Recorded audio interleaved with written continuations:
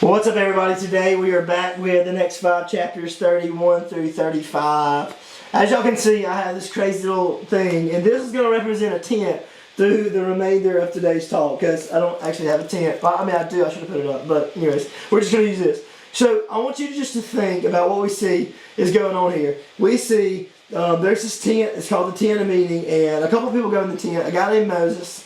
And only one other guy goes, and everybody could have went. Like, everybody could go into the tent, but only 2 people went. It was Joshua and Moses.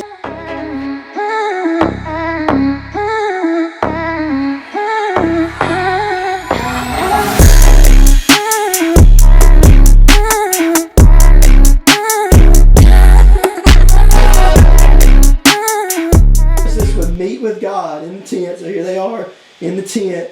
And it says that Moses would leave, and as Moses would leave, Joshua would stay and pray and seek the face of God. And then he went on to be this leader and everything.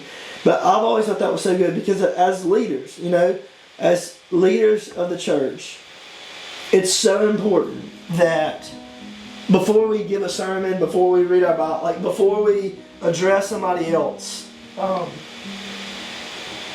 to seek God in prayer and to go into the meeting and to go in the tent of God and say, God, what do you have for me? And I'll say, I am as guilty of not doing this as anybody else. I mean, this is, you know, I can work on my sermon to get it ready. Oh, yeah. And then, you know, God, please bless this instead of, God, what do you have for me? Give me something, and then, you know, bless it. So that's really what I got out of today, is being sure I get it in order. I'm going to be in the tent, and then I'm going to prepare my message or my life or to speaking to somebody, whatever that looks like. I'm always going to be in that tent. And there are definitely times I got to speak, but always preceded by being God. Anyway, so what did you get out of today's chapters? I thought it was cool. It talks about this dude named Bezalel. I still didn't say that right, but What chapter? Chapter 31. Okay. And he's the son of Uri, grandson of of the tribe of Judah. And it says that he's filled with the Spirit of God to have great knowledge in crafts. And I thought that was interesting because when you hear people say they're filled with the Spirit of God, you usually think it's like for preaching or something like that, and not a missionary. Yeah. Yeah.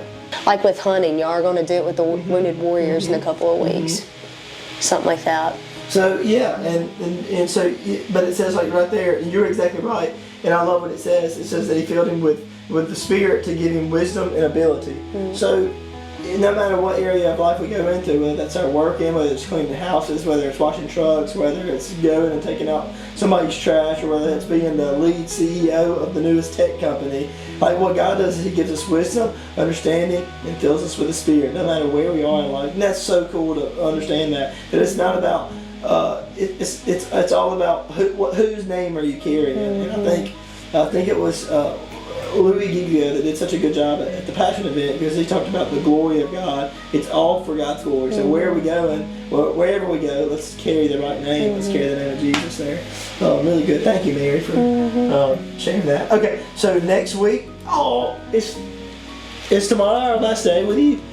I think it is. Are we in 35 to 40? I think. Possibly. Hold on, how many? Oh yeah, it sure is. Tomorrow is 35. Oh, tear. Mary, you're probably like super pumped up to be like, oh, thank goodness I'll get to be done with Drake. But we will miss you. Enjoyed having you. Well, we got you for one more day though, so until then, we'll see y'all tomorrow. Peace.